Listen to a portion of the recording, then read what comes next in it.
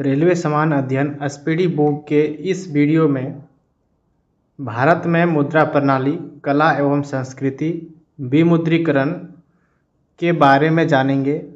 यदि आप railway, SSC, police या किसी भी कॉम्पिटिटिव एग्जाम की तैयारी करते हैं तो यह वीडियो आपके लिए काफ़ी महत्वपूर्ण रहने वाला है। तो चलिए बिना समय बिताए शुरू करते हैं।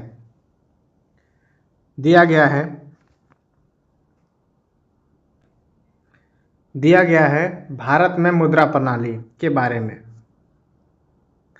पहला पॉइंट है, भारतीय मौद्रिक व्यवस्था की इकाई रुपया है और आरबीआई के मौद्रिक नीति का नाम नीतिगत दस्तावेज है। और रुपया नाम का सिक्का पहली बार प्रयोग शेर शाह सूरी ने लगभग 1542 ईस्वी में जारी किया था। रुपया नाम का सिक्का पहली बार शेर शाह सूरी ने लगभग 1542 ईस्वी में जारी किया था। और भारत में सर्वप्रथम पत्र मुद्रा का चलन 1806 ईस्वी में तथा कागजी मुद्रा करेंसी का प्रचलन 1862 में हुआ था। अगला पॉइंट है, भारत में दशमलव मुद्रा प्रणाली 1 अप्रैल 1957 से प्रारंभ हुई। दिया गया है, मुद्रा का अवमूल्यन 3 बार हुआ, 1949 ईस्वी में, 1966 ईस्वी में और 1991 ईस्वी में हुआ था अवमूल्यन। और भारत में सिक्कों की टकसाल मुंबई में 1830 ईस्वी में, हैदराबाद में 1903 ईस्वी में, कोलकाता में 1950 ईस्वी में और नोएडा में 1989 ईस्वी में है। और 10, 50, 100 और 500 मूल्य के note currency note press Nashik Maharashtra में छापती है। और देवास मध्य प्रदेश में स्थित बैंक नोट प्रेस 20 रुपया, 50 रुपया, 100 रुपया, 500 मूल्य वर्ग के नोट छापती है। बैंक और करेंसी नोट कागज तथा नॉन जुडिशियल स्टाम्प पेपर की छपाई में प्रयोग होने वाले कागज का उत्पादन सिक्योरिटी पेपर मिल होशंगाबाद मध्य प्रदेश में है। और 1 रुपये के नोट और उससे कम राशि के करेंसी सिक्के वित्त मंत्रालय द्वारा, जबकि 1 रुपये से अधिक राशि के नोट और सिक्के आरबीआई के द्वारा जारी किए जाते हैं। और 1 रुपये नोट पर वित्त सचिव और 1 रुपये से अधिक सभी नोटों पर भारतीय रिजर्व बैंक के गवर्नर का हस्ताक्षर होता है। बहुत ही वीवीआई लाइन है। और नोट का निर्गमन की न्यूनतम कोष प्रणाली को अक्टूबर 1956 में अपनाया गया था। अगला है, ग्रेशम का नियम मुद्रा प्रचलन से संबंधित है। वीवीआई पॉइंट है, ग्रेशम का नियम मुद्रा प्रचलन से संबंधित है और प्लास्टिक मनी क्रेडिट कार्ड कहलाता है। प्लास्टिक मनी क्रेडिट कार्ड कहलाता है। और मुद्रास्फीति में वस्तुओं की कीमत बढ़ती है और मुद्रा का मूल्य गिरता है। दिया गया है, मुद्रास्फीति में वस्तुओं की कीमत बढ़ती है और मुद्रा का मूल्य गिरता है। और भारत में मुद्रास्फीति की माप थोक मूल्य सूचकांक द्वारा की जाती है और जिसका वर्तमान आधार 2011 से 12 वर्ष है।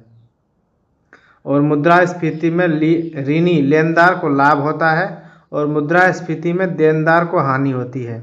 बहुत ही वीवीआई पॉइंट है।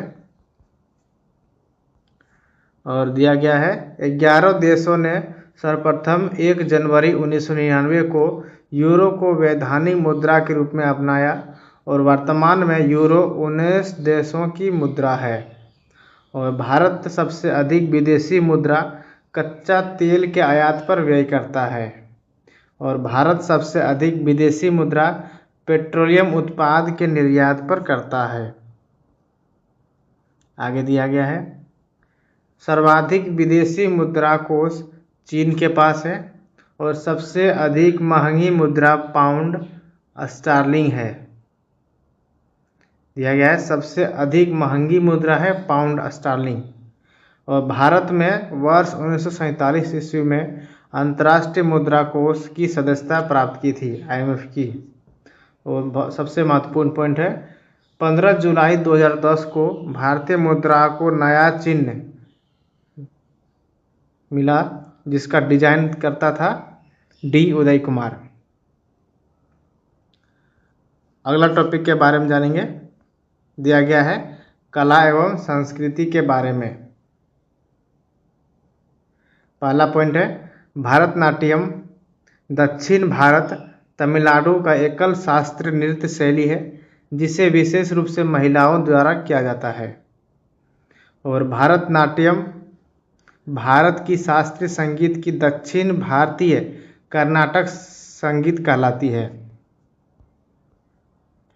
अगला पॉइंट है कर्नाटक संगीत का जनक पुरंदरदास है तथा त्यागराज, मुत्थुस्वामी तथा श्याम शास्त्री कर्नाटक संगीत के त्रिरत्न कहलाते थे। त्यागराज, मुत्थुस्वामी तथा श्याम शास्त्री कर्नाटक संगीत के त्रिरत्न कहलाते थे। और सबसे महत्वपूर्ण पॉइंट है भारतनाट्यम के प्रमुख घराना है मैसूर घराना, तंजौर घराना, कांचीपुरम घराना तथा पांडलुर घराना। कथक के प्रमुख कलाकार हैं। सबसे महत्वपूर्ण पॉइंट है लीला सैमसन, मेरिलिना साराभाई, यामिनी कृष्णमूर्ति भारतनाट्यम के कलाकार हैं। अगला पॉइंट है कथकली केरल का प्रमुख शास्त्रीय नृत्य है और कथकली गीतों की भाषा मलयालम है, क्योंकि ये केरल से संबंधित है। कथक उत्तर भारत का शास्त्रीय नृत्य है और पंडित लच्छू महाराज, पंडित बिरजू महाराज, सितारा देवी। कुचिपुड़ी आंध्र प्रदेश का शास्त्रीय नृत्य है। वलतोल नारायण मेनन, आनंद शिवरामन, कृष्णन कुट्टी कथकली के कलाकार हैं, याद रखना है। और ओडिशा का शास्त्रीय नृत्य है। इसमें सोनल मानसिंह, केलुचरण महापात्र, डोना गांगुली का संबंध ओडिसी नृत्य से है। और भारतीय शास्त्रीय नृत्य में 9 रस होते हैं। मोहिनी अट्टम केरल का शास्त्रीय नृत्य है और यक्षगान कर्नाटक का प्रमुख लोक नृत्य है। मयूरभंज का छात्राओं युद्ध संबंधी नृत्य है। यक्षगान में नृत्य और गान का संगम होता है। जात्रा पश्चिम बंगाल का लोक नृत्य है और सबसे पुराना प्राचीनतम वाद्य यंत्र बीना है। और राग भैरवी प्रातः काल में गाया जाता है। अगला पॉइंट है राग मियाँ की मल्हार तानसेन की रचना है। राग मियाँ की मल्हार। और अगला पॉइंट है हरि प्रसाद चौरसिया एक बांसुरी वादक है। अगला पॉइंट है बिस्मिल्लाह खान शहनाई से संबंधित है। अगला पॉइंट है अमजद अली खां का प्रसिद्ध सरोद वादक है और शिव कुमार शर्मा का संबंध संतूर से है। और सितार का जनक अमीर खुसरो कहलाते हैं। दिया गया है पंडित भीमसेन जोशी गायन से संबंधित है। ये सब महत्वपूर्ण पॉइंट है। दिया गया है मुक्तेश्वर मंदिर ओडिशा में है, लिंगराज मंदिर भुवनेश्वर ओडिशा में ही है और खजुराहो मंदिर मध्य प्रदेश। ये सभी नागर शैली के उदाहरण हैं।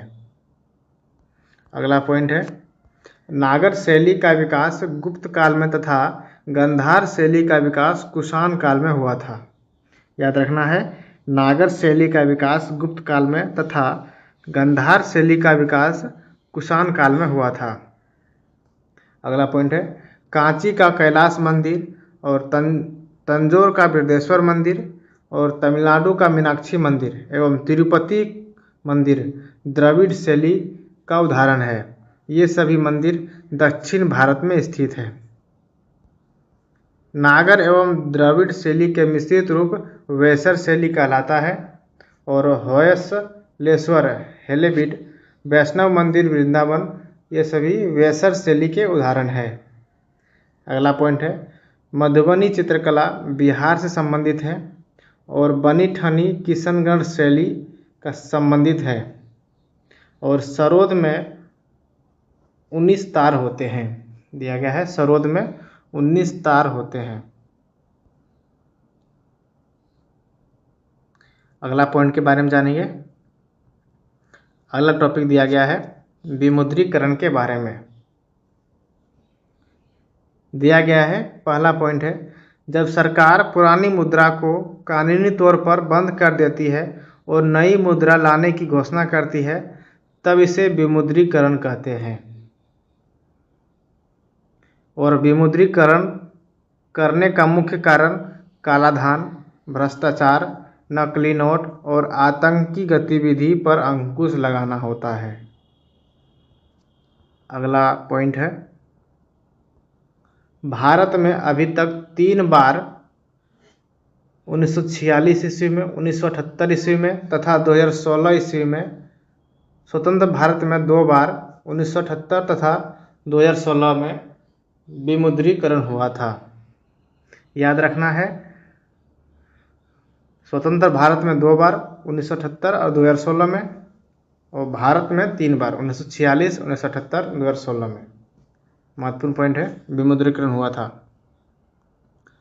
अगला पॉइंट है, सर्वप्रथम 12 जनवरी 1946 को आरबीआई गवर्नर थे सीडी देशमुख ब्रिटिश शासन में 500, 1000 तथा 10,000 के नोटों को बंद किया था, जिसे 1954 में पुनः शुरू किया गया था।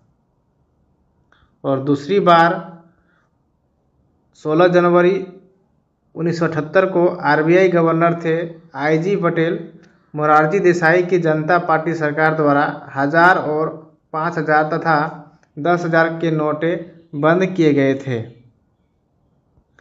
पुनः वर्ष 1987 में 500 रुपये के नोट को प्रचलित किया गया तथा वर्ष 2000 में 1000 के नोट को पुनः प्रचलित किया गया था। और तीसरी बार 8 नवंबर 2016 को प्रधानमंत्री नरेंद्र मोदी द्वारा 500 तथा 1000 रुपये के नोट का विमुद्रीकरण किया गया तथा सरकार ने इसके बदले 500 व 2000 के नए नोट जारी किए।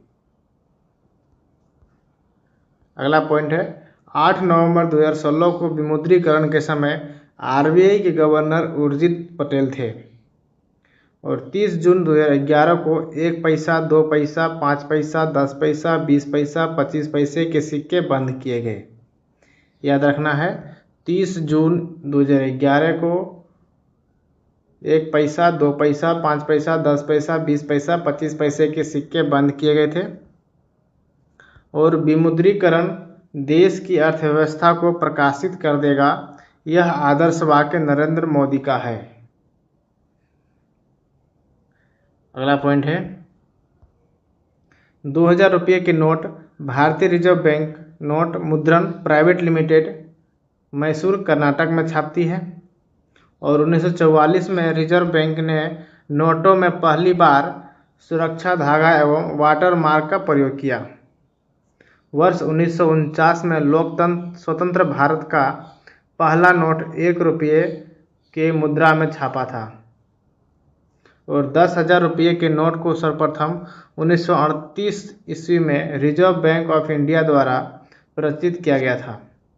2000 रुपये का पहला नोट वर्ष 2016 में जारी किया गया था तथा reserve bank of India act 1934 के तहत आरबीआई सिर्फ 10,000 रुपये तक के नोट तथा 1,000 रुपये मूल्य वर्ग तक के सिक्के जारी कर सकता है। और लास्ट पॉइंट है, विमुद्रीकरण पर प्रस्ताव स्वीकार करने वाला देश का पहला राज्य छत्तीसगढ़ है। लास्ट पॉइंट VVI है, ध्यान रखना है, विमुद्रीकरण पर प्रस्ताव स्वीकार करने वाला देश का पहला राज्य छत्तीसगढ़ है। दोस्तों, वीडियो अच्छा लगे तो प्लीज़ लाइक, सब्सक्राइब और शेयर जरूर करें। सपोर्ट करने के लिए बहुत बहुत धन्यवाद। मिलते हैं नेक्स्ट वीडियो में। Thank you. जय हिंद।